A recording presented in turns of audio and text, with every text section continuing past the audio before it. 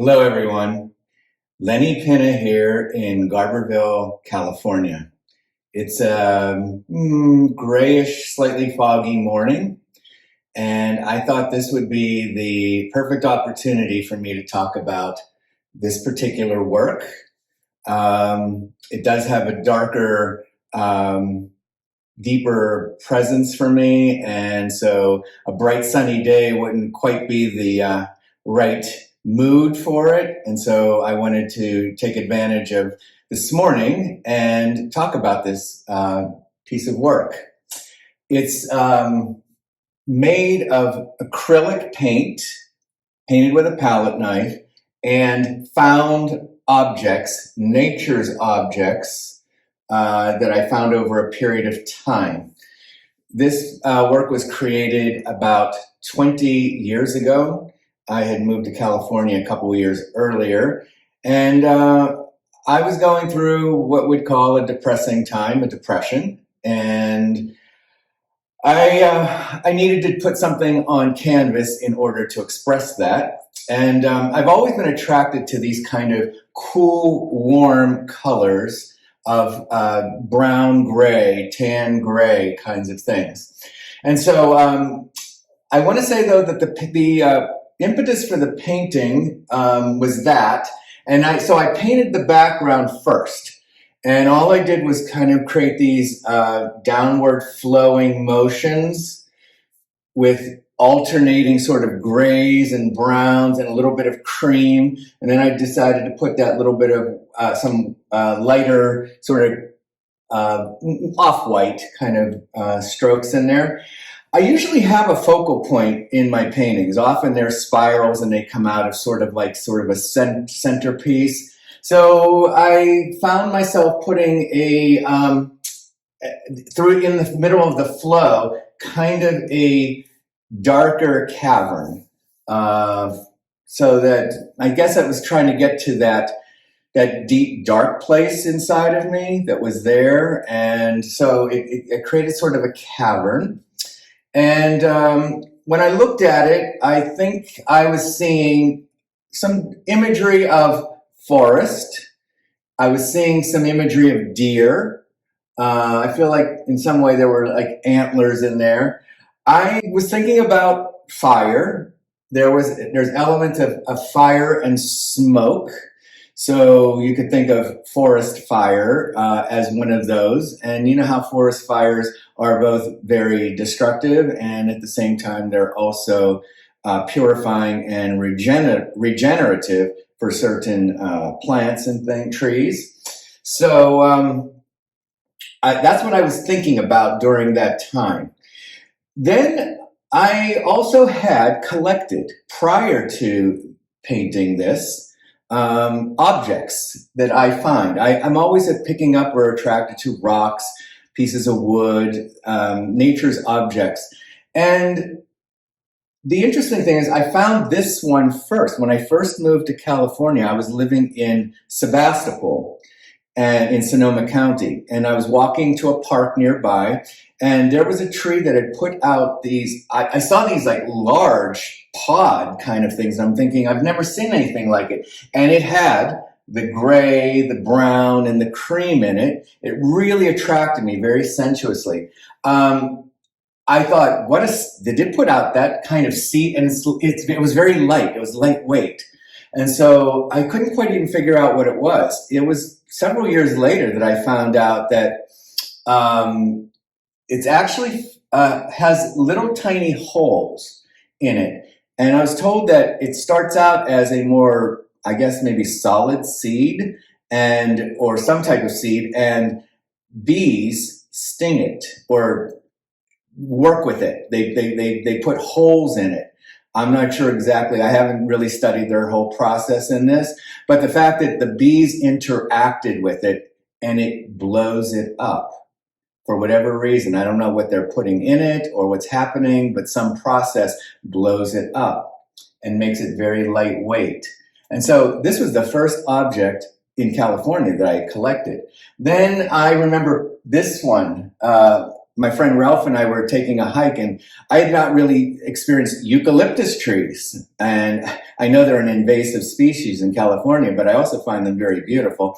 And I also encountered peeling skins off of trees. In the East, I hadn't really seen that. I always see barks that are, attached. And I'm finding this piece right here just really caught me. And so while I was on the hike, I picked it up and I took it back to the car with me. And I kept it. And I keep, even if there are bigger pieces, smaller pieces, I'm picking up different pieces here. And what was interesting to me is after I painted the underpainting, I saw in my nature objects this sort of parallel of colors and complements. And what was really interesting, so I started putting, I think I started putting like pieces that look like this piece here and these pieces look like beach area. And somehow these pieces blended in with that. This had like a bird-like quality, and when I saw this, it matched the texture I already had put in the painting. This to me, there was some sort of honestly, it was like a hoof in some way. And I love the way this piece just kind of fit on the bottom of it. So what was really, I knew was very special is I started putting pieces on. This probably took about 10 months or more for different pieces to arrive. So it was a work in progress at the same time. I was working through things. And so one day I saw this piece right here with the little branches off. And as I saw it on the ground, I saw it. I was like, that belongs on my painting. And I picked it up, and sure enough, I had already put these little marks in here that looked like either antlers or branches in a forest, and it fit beautifully. So I then found myself putting all these different pieces, and I thought it needs a centerpiece. And I realized that I had this seed. And I also realized that what I had created was a very yonic or vaginal kind of opening. And so when I started to interpret it for myself, what was it saying? It was saying that I was using a lot of deadness, dead skins, things that had lived before and, had stories within them. And these pieces, though they themselves are lifeless, by putting them in a composition that had movement and flow, there was some sort of interaction between living and dying, life and death. So this painting, reminds me very much of winter in back east too, how it kind of gets bleak and it has this kind of grays and brown kind of feeling. So I started realizing I was working with this kind of life-death imagery, transition between, and how it flowed between them. Well, this seed then became, I called it the seed of hope. Even though it itself is a piece of inanimate, now lifeless leftover from a previous life, where I placed it and how it fit into this work is that it became a seed.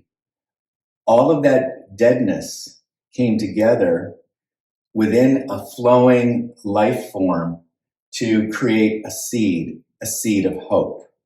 So I think in our bleak times, we're always looking for that seed of hope. And that's what this became here. Now, most of the pieces have stayed stuck for 20 years on this painting. There were just a little bit more light, little tiny like twig-like things around. So I created a kind of nest. I made it kind of a bird's nest in there as well. It traveled from, let's see, where was it? Richmond, California to out here in Garberville, because when I left California back in 2020, I gave this painting to Nari, and I didn't even realize till a few years later when she told me, oh, I put that painting up in the Ipwa.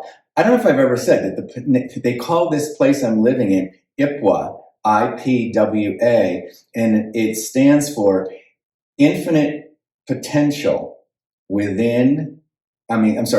aspect or without aspect, which could probably be a topic of discussion some other time. But just that infinite potential with aspect, meaning particulars, or without aspect, meaning in the larger infinite. And so I do think this painting fits very well in this space. It had been, though, in the center between the two windows, and I can't look at this painting and think of just life outside, like just with the green trees. I couldn't, it had a darkness to it. And so I needed to put it on the side here where I felt like it blended in with this wall and it felt more appropriate. Like, yes, this is a part of my life. It represents a part of my life. But I can't look at it on a daily basis as my center point over my altar. And that's why I put the piece that you may have seen in another video, solar plexus, which really represents my authentic being. I had to have that in the middle of the room between the two sliding doors. I call them windows, but all windows, sliding doors. And so I now have this one on the side here while I'm here. Oh, let me add one last thing. These I failed to say that this branch and this branch were really the last things placed. So I had all of these three-dimensional objects lifting off of the painting, and I had this seed that was holding it, but it felt naked in a way, like it was just exposed. So the seed of hope also needed protection. And so I found this one to kind of outline it underneath, and it really, I think it was on a birthday, if I'm not mistaken. It might have been on my 46th or 47th birthday. I'm forgetting the actual year because, like I said, it took place over time. I was on a beach and I saw this branch and I saw it as that belongs on the painting as the protection of the seed. So the seed of hope is there, but it also has a protection until it would, fully come to life. And so that's the story about this particular work. I'm calling it a work. It is a painting, but it's a painting with objects, so it's interdisciplinary. I'm forgetting the other multimedia. That's it, multimedia. So that's how this came about, and I'm glad that it's here in the space with me, accompanying me on this journey as a reminder of a period of time for me. And I wanted to share that with you as part of this creativity and spirituality series. So thank you so much for joining me as always, and I'll see you next time.